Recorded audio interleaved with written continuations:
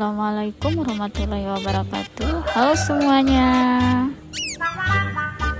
Perkenalkan, nama saya Siti Misbah, NIM 858190269, UP BJJ Palangkaraya. Kali ini saya akan melakukan praktikum bab 3 KP2, uji karbohidrat dan uji lemak. Dan praktikum mengidentifikasi bahan makanan yang mengandung karbohidrat. Alat dan bahan yang dibutuhkan pada saat praktikum kali ini yaitu yang pertama pasti ada tabel pengamatan dan alat tulisnya juga. Nah, habis itu nasi, ada biskuit, ada gula pasir, margarin, tepung terigu dan tahu juga. Di sini saya juga ada menyiapkan betadin ya. Karbohidrat adalah salah satu dari 3 makronutrien utama dalam makanan bersama protein dan lemak yang berfungsi sebagai sumber energi utama bagi tubuh. Langkah kerja yang utama adalah susun dan beri nama bahan-bahan yang akan diuji karbohidratnya, kemudian tetesi setiap bahan-bahan yang akan diuji karbohidratnya. Teteskan 1-3 tetes kepada bahan-bahannya, yaitu ada gula pasir, nasi, biskuit, margarin, tepung terigu, dan juga tahu. Dan tunggu sampai 10 menit.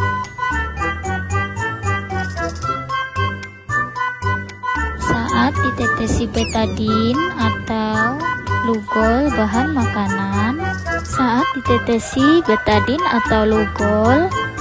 bahan makanan yang mengandung karbohidrat atau amilum akan mengalami perubahan warna menjadi biru kehitaman. Setelah diamati, makanan yang berubah warna adalah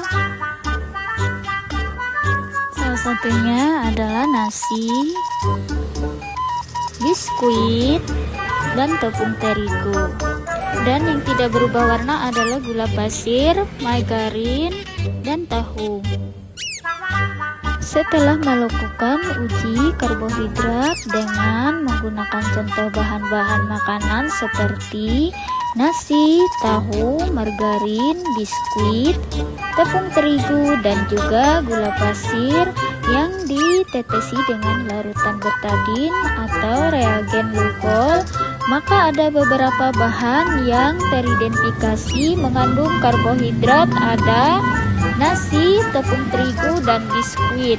Dan yang tidak mengandung karbohidrat ada tahu, margarin, dan gula pasir. Ini berikutnya adalah uji lemak. Tujuan dari praktikum kali ini adalah mengidentifikasi bahan-bahan yang mengandung lemak. Alat dan bahannya adalah 1 piring, 2 sendok, 3 gelas, 4 pipet, 5 kertas coklat, 6 wortel, 7 seledri, 8 margarin, 9 kemiri, 10 minyak goreng, 11 air, dan 12 lampu atau senter. Adapun landasan teorinya yaitu sifat lemak yang tidak larut dalam air tetapi larut dalam pelarut organik atau seperti minyak dan dapat meninggalkan noda transparan, dan pada kertas buram yang tidak dapat hilang. Dalam kandungan lemak adalah senyawa organik yang terdiri dari asam lemak dan gliserol, berfungsi sebagai sumber energi dan zat pelarut vitamin. Dalam kelarutan lemak memiliki sifat non-polar sehingga tidak larut dalam air yang bersifat polar, tetapi larut dalam pelarut non-polar seperti minyak, aseton, atau eter. Transparansi ketika sampel makanan yang mengandung lemak dioleskan atau ditempelkan pada kertas Molekul lemak akan meresap ke dalam pori-pori kertas. Molekul ini akan membuat kertas transparan secara permanen yang dapat dilihat dengan jelas saat disorot cahaya. Pada prosedur percobaannya yaitu siapkan 10 kertas berwarna coklat, 2. Teteskan air pada kertas pertama dan minyak pada kertas kedua menggunakan pipet, lalu biarkan sampai 10 menit diterangi dengan cahaya. Gunakan keduanya dengan hasil ini sebagai perbandingan. Air tidak meninggalkan bekas tembus cahaya, sedangkan minyak meninggalkan bekas transparan.